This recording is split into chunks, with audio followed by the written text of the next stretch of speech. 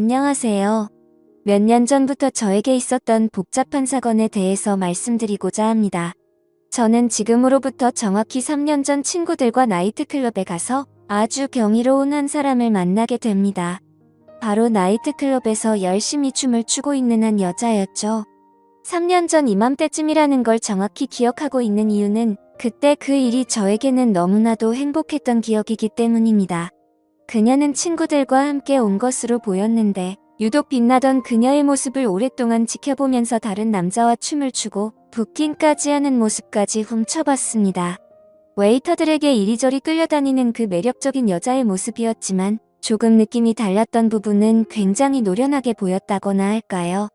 한 번쯤 친구들과 일탈을 하기 위해서 온 것이 아닌 적극적으로 웨이터들에게 끌려다니며 부킹하는 모습이나 남자들과 춤을 추며 진심으로 즐기는 모습을 봤습니다. 그때는 그런 그녀가 화끈해 보여서 좋았고 욕심이 났어요. 저는 그런 그녀를 보면서 친구들과 함께 테이블에 앉아 술을 마시고 있었습니다. 당시의 나이트 안에는 사람이 정말 많았는데 그 여자만큼은 아주 선명하게 잘 보이더군요. 뭐라고 표현해야 할지 모르겠다는 생각이 들 정도로 아름다워 보였습니다.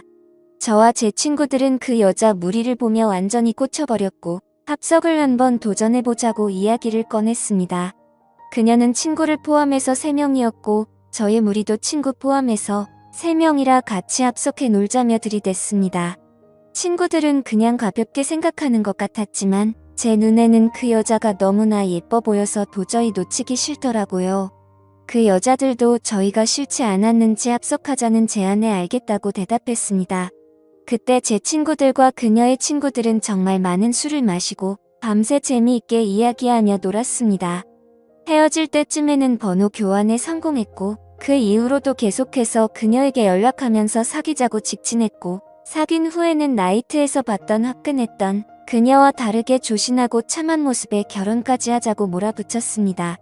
도저히 후진이라는 게 없었습니다. 그녀만 생각하면 제 안에 있는 피가 끓어오르는 기분이었고 오직 직진밖에 할 수 없었죠. 저희는 그렇게 뜨겁게 사랑했고 결국 깊은 사이가 될 수 있었습니다. 저는 그때도 친구들과 어쩌다 한번 가보게 된 것이고 평소에는 나이트클럽을 가지 않는 스타일입니다. 그러나 제 아내는 노는 걸 워낙에 좋아해서 그런지 나이트를 자주 가고 싶어하는 여자였습니다. 처음 그녀를 나이트에서 봤을 때부터 그 노련함이나 잘 노는 분위기가 심상치 않았는데 역시나 그렇게 노는 걸 어마어마하게 좋아하는 사람이더군요. 주변 사람들은 나이트클럽 좋아하는 여자랑 결혼하는 건 좀 그렇다며 굳고 반대를 하는 분들도 많았습니다.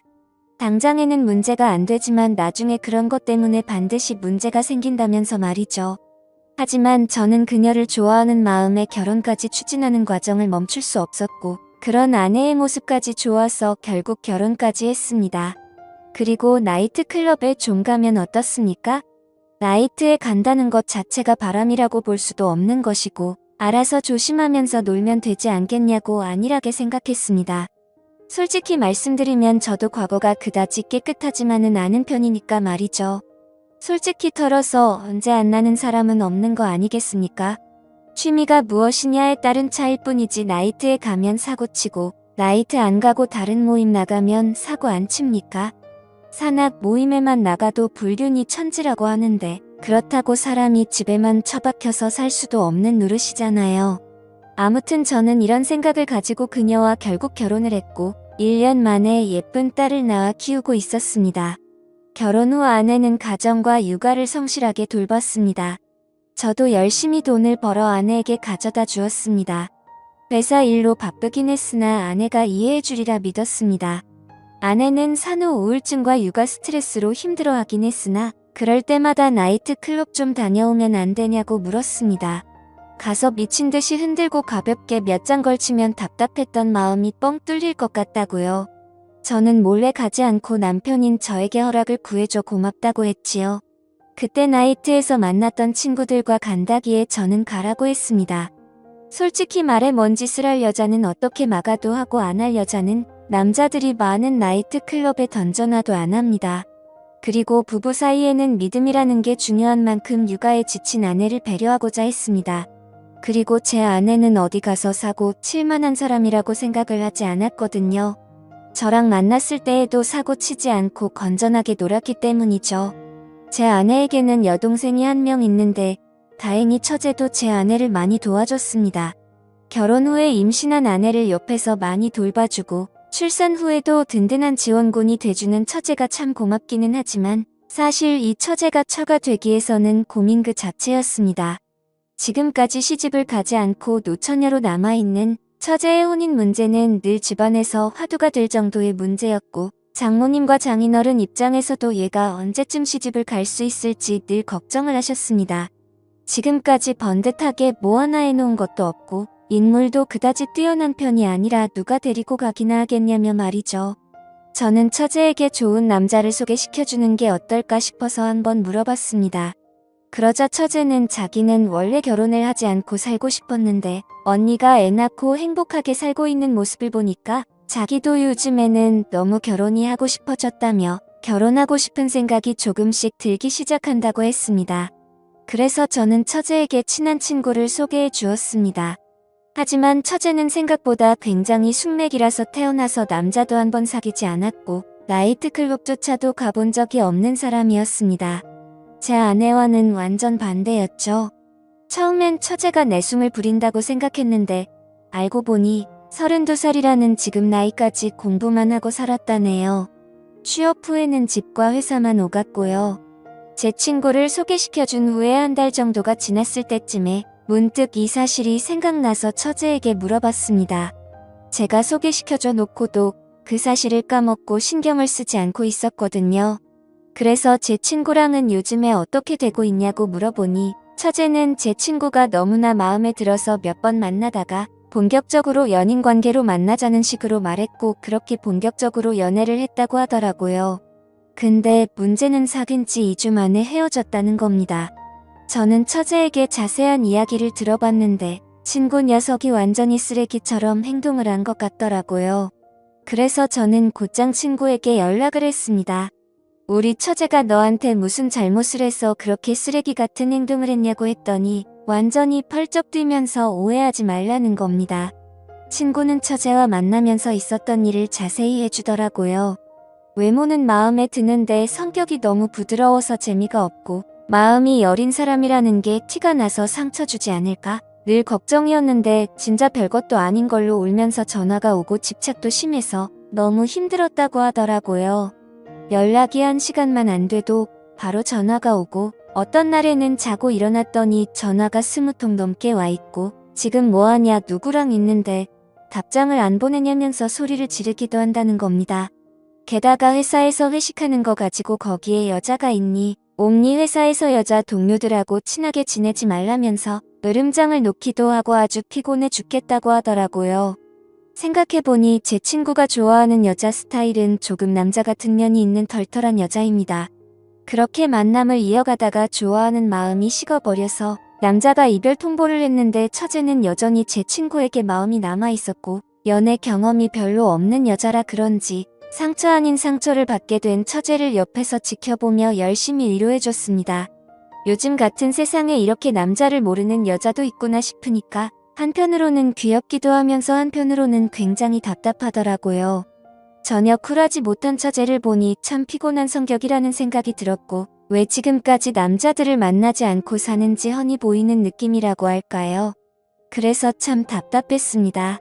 근데 진짜 문제는 소심한 처제가 아니라 그걸로 난리를 치는 장모님이었습니다. 장모님이 저에게 전화해서는 어떤 놈을 소개해줬기에 자기 둘째 딸이 요즘 이렇게 침을 하냐며 저보고 책임을 지라고 큰 소리를 치는 겁니다. 실컷 남자 소개시켜줬더니 본인이 제대로 못한 걸 저한테 책임지라고 하는 걸 보고 참 짜증이 났습니다. 이래서 누가 잘 되든 못 되든 오지랖 넓게 행동하면 안 된다 싶더군요. 그래도 아내의 동생이니까 이 정도로 신경 써주려고 했는데 앞으로 완전히 신경을 꺼야겠다 싶더라고요. 장모님께도 자초지종을 말씀드리고 우울한 처제를 위로하고 달래주기 위해 오랜만에 저녁이나 먹자고 했습니다. 오늘은 형부인 제가 금액에 상관없이 무조건 맛있는 걸 쏘겠다고 하면서요. 처제는 탐탁치 않게 여겼으나 제가 뭘 잘못한 것도 아니니까 딱히 눈치 보지 않고 그녀의 팔목을 붙잡고 여기저기 데리고 다니며 기분 전환을 시켜줬습니다. 저는 처제와 바다에 드라이브 가서 밤 공기를 맞으면서 좀 걷다가 근처의 포장마차에서 꼼장어도 먹고 강가에 앉아 맥주캔을 마시면서 많은 이야기를 나누었습니다. 저희는 깔깔거리며 웃고 속에 있는 깊은 이야기를 나눴죠. 밤 공기는 참 차갑고 한편으로는 참 따뜻했습니다. 그렇게 처제는 이제 좀 괜찮아졌다면서 신경 쓰지 말라고 하더군요. 마음에 드는 남자한테 차이니까 괜히 서글펐다면서 신경 쓰게 해서 미안하다는 말을 하더군요. 그 이후로 이제 좀 평화로운 날이 오나 싶었는데 갑자기 엉뚱한 곳에서 문제가 터졌습니다. 그 문제의 원인은 제 아내였어요. 아내가 나이트클럽에서 만났다는 남자가 한 명 있는데 그 남자와 3개월째 연락을 주고받았다는 걸 제가 알게 된 겁니다. 우연히 아내의 핸드폰을 보고선 이런 사실을 알게 된 것이죠. 원래 남의 핸드폰은 잘 훔쳐보는 스타일이 아닌데 자꾸만 늦은 밤에 문자가 왔다는 진동이 자주 울려서 안 그래도 이상하다 싶었는데 이때다 싶어서 보게 된 것이었습니다. 전부터 이상하다는 생각은 했으나 그럴 때마다 아내는 친구에게서 온 문자라며 거짓말을 했었거든요. 그런데 그게 알고 보니 남자였고 그냥 남자도 아니고 믿고 가라고 놔둔 나이트클럽에서 만난 남자였다는 사실에 너무 화가 났습니다. 사람에 대한 배신감이 느껴진다거나 할까요? 그렇다고 그 자리에서 아내에게 뭐라 말할 수도 없었습니다. 문자의 내용을 봤을 때 불륜이라고 판단하기는 어려운 수준이라서 제가 아내를 지적하기에 참으로 애매했거든요. 가볍게 안부나 묻는 정도라서 말입니다. 어쨌든 며칠 동안 지켜보면서 결정적인 증거를 잡으려고 했으나 그럴 때마다 아내는 뭔가를 눈치챘는지 휴대폰도 보지 않고 매우 조심히 행동하기 시작했습니다. 저는 이를 어디야 소연할 곳도 없고 너무나 답답해서 처제에게 털어놓았습니다. 처제는 자기가 언니를 잘 살펴볼 테니 걱정하지 말라고 하더군요. 그때부터였을까요? 저는 처제와 부쩍 어울려 다니며 그녀에게 힘든 마음을 많이 기댔습니다. 보통 때 같으면 집에 언제 들어와라며 밖에 있는 저를 재촉하던 아내였는데 마음이 식었는지 서방이 밖에서 뭐라건 요즘 관심이 없었지요. 저는 아내가 저에게 질투해주기를 바랐지만 아내는 저에게 관심도 없고 뭐가 좋은지 핸드폰만 보면 미소를 짓더군요. 마치 사랑에 빠진 여자처럼 보였습니다. 정말 어이가 없었습니다. 누군가와 문자만 한참을 주고받았는데 100% 그 남자라는 쪽이 오더라고요. 저는 화가 나서 아내의 핸드폰을 빼앗아 지금 문자를 주고받은 이 자식이 누구냐고 따졌습니다. 아내는 숨기지 않고 당당하게 나이트에서 만난 남자이고 가볍게 문자만 주고받은 사이라고 말하더군요. 저는 그게 지금 자랑이냐며 당장 이 자식 번호를 지우라고 말했더니 마음속에 답답한 것들도 솔직하게 이야기할 수 있는 친구라며 가만히 놔두라는 겁니다. 너무도 철없고 당당한 아내의 모습에 저는 화가 치밀어 올랐고 죄책감이나 미안함은 전혀 없는 건지 싸가지 없는 아내의 모습에 화가 나서 휴대폰을 던져서 부숴버렸습니다. 아내는 이게 지금 뭐하는 짓이냐며 놀라워했지만 저는 앞으로 생활비도 그 남자한테서 받으라며 생활비 통장에 있는 돈을 제 계좌로 모두 보내버렸습니다. 그러자 아내가 화를 내며 내가 나한테 신경을 썼으면 얼마나 썼냐고 화를 내며 울기 시작했습니다. 잘못은 자기가 해놓고 자기가 먼저 눈물을 흘리는 어처구니 없는 경우였죠. 그래서 저는 당당하게 말했습니다. 앞으로 두고 보라고 내가 너한테 해준 게 뭔지 서서히 알게 될 거라고 했습니다. 저는 그녀를 위해서 하던 집안일도 일절하지 않고 생활비도 보내지 않고 잠자리도 함께 들지 않았습니다. 그녀에게 해주던 모든 경제적 지원과 평소에 베풀던 배려들을 모두 끊어버렸습니다. 그 후로 당연히 저와 아내의 관계는 급속도로 차가워졌습니다. 아내는 제가 바쁜 회사 일로 자신과 가정에 소홀했다며 저에게 그동안 실망감이 많이 쌓인 듯 했습니다. 밖에서 돈 벌어오는 것도 모자라서 그런 걸로 태클까지 거는 게 짜증나서 저는 아내에게 나가서 돈을 벌어오라고 말했죠. 그렇게 오랫동안 냉전이 계속됐는데 처제는 힘들어하는 저를 보면서 많은 위로를 해주었습니다. 같은 혈육이지만 자기가 봐도 언니는 자유로운 영혼이라면서 어딘가에 정착하고 사는 것과 어울리지 않는 사람이라고 했습니다. 그래서 언니가 결혼한다고 할 때 집안 식구 모두 놀랐답니다. 처제와 많은 이야기를 주고받으며 소주만 한 잔 두 잔 마시다 진탕 취하도록 술을 마셔댔고 저와 처제는 필름이 끊겼지요. 며칠 후 아내는 저에게 미안하다고 사과를 했지만 더는 답답한 결혼 생활 못하겠으니 이혼하자고 말을 꺼냈습니다. 저는 당연히 올 것이 왔다고 생각하며 알겠다고 대답했습니다. 그렇게 일사천리로 이혼을 진행한 후에 얼마 되지 않아 아내의 소식을 들었는데 정말 너무나도 충격적이고 저를 괴롭게 만드는 사실을 한 가지 듣게 됐습니다. 그때 그 나이트클럽에서 만난 남자와 동거를 하고 있다고 하더군요. 저와 이혼을 하려고 했던 것은 자신의 삶을 살기 위해서가 아니라 결국 그 남자와 함께 살기 위해서 그랬던 것이었죠. 저는 다시 한번 그녀에게 배신감이 쏟아올랐고 집안을 뒤집어 놓았습니다. 그러자 장모님과 장인어른도 저에게 사과를 하며 저에게 용서를 구했습니다. 근데 그런 일이 있게 된 지 하루 만에 처제가 제 아기를 가진 것을 알게 되면서 이제는 제가 장모님과 장인어른에게 사과해야 하는 상황이 왔습니다. 아마 전쟁터도 이보다 더 난장판은 아닐 거라는 생각이 들 정도로 복잡한 상황이 계속 터진 것이죠. 제 삶이 완전히 통째로 엉켜버렸다는 생각이 들더라고요. 나이트에서 만난 아내는 나이트에서 결국 바람이 나버리고 제 친구와 연애하던 처제는 결국 제 아이를 임신해버린 지금의 상황 말입니다. 한 달 전 처제와 많은 이야기를 주고받으며 소주를 진탕 취하도록 마셨을 때 필름이 끊겼고 저와 처제는 서로 눈이 맞아버렸던 거죠. 그날 처제와 연인처럼 서로의 마음을 확인하였고 저를 사랑한다는 처제에게 언제부터 저를 좋아하게 됐냐 물었지요. 제가 소개해준 후배에게 차이고 나서 우울해 있을 때 제가 처제 팔목을 붙잡고 함께 데이트했을 때부터 저를 마음에 두기 시작했다고 하더군요. 그때 그 밤 공기를 잊을 수 없다며 저와 미래를 생각했다고 말했습니다.